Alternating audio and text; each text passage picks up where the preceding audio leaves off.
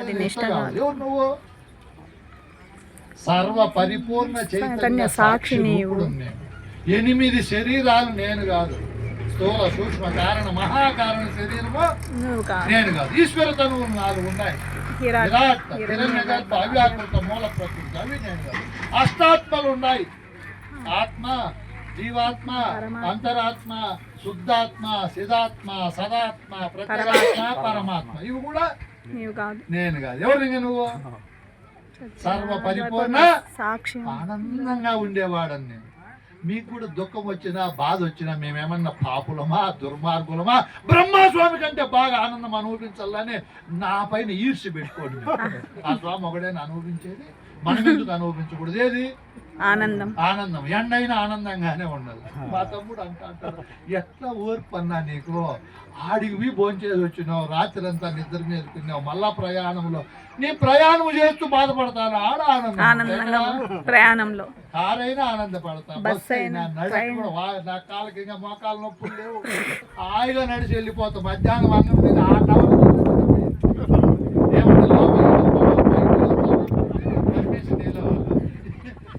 ఎక్కడైనా మనకు ఆనందమే. లాస్ట్కు మహాసభలకు పోయినాం, శ్రీకాకుళంలో అందరూ పడుకున్నారు మహానుభావులు. మాకు స్థలం లేక ఇట్లా కండవా వేసుకొని పడుకున్నాం రోడ్డు పైన. అబ్బా బ్రహ్మస్వామి నువ్వు యువ సామ్రాటు, రాజాదిరాజు, మహారాజు, ఈడ కాదు నీకని లాడ్జికి పిలిచి మీ రూమ్ ఇచ్చారు 3000 ఆడు వేసి. స్వామి ఇప్పుడు బాగా సంతోషం. అప్పుడు ఉంటే కదా నాకు బాధ. ఇప్పుడు నా ప్రాప్తం ఇట్లుంది. ఎప్పుడు ఇప్పుడు ఇది ఇట్లే ఉంటుందా? 6 గంటలు అయితే వాళ్ళు లాడ్జీ వాళ్ళు మాకు అన్ని తెలిసిన ఆయన. 6 గంటలకు మళ్ళీ ఎండకు సావాలా? శ్రీకాకుళం ఎండలు మళ్ళా ట్రైన్ ఎక్కువల్లా పోవాలా? ఉంటే సంతోషం కానీ సౌకర్యం కానీ శాశ్వతంగా ఉంటాయా? ఎండలో వచ్చినట్లు వర్షాలు వచ్చినట్లు మన జీవితంలో కూడా మనకు ధైర్యం ఉండాలి. ఎవరికి? మనకు ఎప్పుడు ధైర్యము ఆనందం మన దగ్గర ఉండాలి. మరియు ఏం చెప్పాడు ఆయన? అష్టాంగ యోగాది నిష్ట కాదు. యమము, నియమము, ఆసనము, ప్రాణాయామము, ప్రత్యాహారము, ధ్యానము, ధారణ, సమాధి. ఇవి కూడా నువ్వు కాదు. చూడు ఏం చెప్పారో మహానుభావులు. అది చేసే వాళ్ళందరూ చేసుకుంటున్నారు ప్రపంచంలో. మనము అవన్నీ నేను కాదు. నిర్మలంగా చూడు గురుకృప ఎంత ఉందో మనపై. సాధనలు ఉన్నాయా? సాధనలు చేసేవాడు నేను.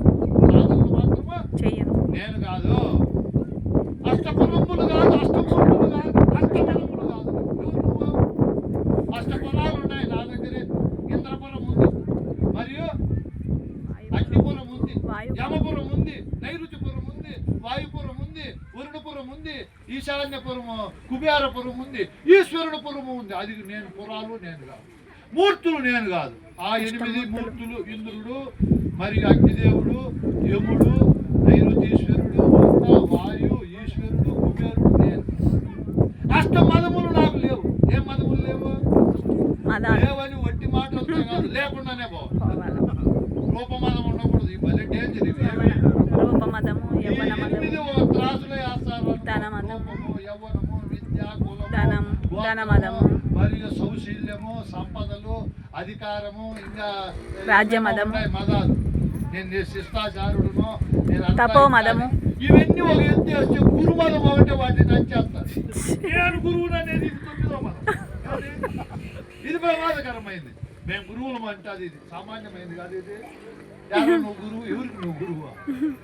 నీ శిష్యులకు నువ్వు గురువుగా కనపడు. నువ్వెప్పుడు నీ గురువుకు శిష్యునిగా ఉండాలి. మేము ఎట్లుంటామని అట్టే ఉంటాం. ఎట్లా? గురువుకి శిష్యులుగా. మా గురువుకు మేము శిష్యులు మేలే. మా శిష్యులకు నేను గురువుగా కనపడి అవ్వకపోతే నా నుంచి అవుతుందని ఆయన. నా శిష్యులు పల్లాబోలు తప్పులు పడతారు నాకు. దేవమ్మలు కూడా ఏందిలే స్వామి నువ్వు చేసేది బాగుండవు కానీ చెప్తావు టయానికి అవుతుంది. వాళ్ళు గురువుగా కనపడతారు. ప్రతి ఒక్కరు నా తమ్ముడు కూడా